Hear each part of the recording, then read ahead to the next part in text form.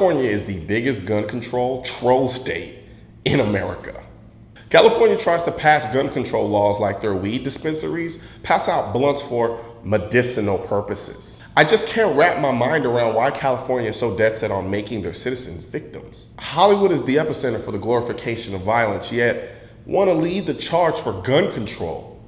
That's like a prostitute telling her daughter not to prostitute because mommy does it only for the money. There are parts of California where every day looks like an episode of Gangland, but they want to limit the means of the good people who are trapped in these modern day Grand Theft Auto cities to protect themselves.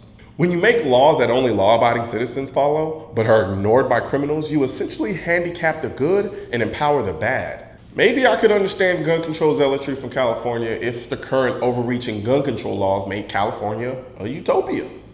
But it's anything but. Texas has more guns than California has people. Yet in 2011, Texas had a lower violent crime rate and a murder rate than California.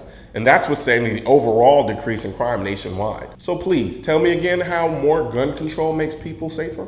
California wants to be seen as a shining example of gun control, the progressive state of the new millennium, which translates to being different for the sake of being different. Which is great when you're a car company like Porsche and want to put your engine in the back, but just not when you're a state with the largest population of people in the country.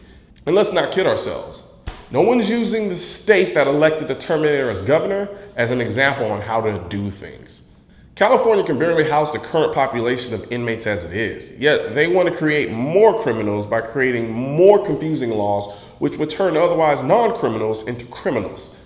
Because the laws are so vague and ambiguous, even the people who wrote them will probably violate them. That's like sending Lindsay Lohan to rehab with a Black American Express card, a MacBook, and an Amazon Prime account.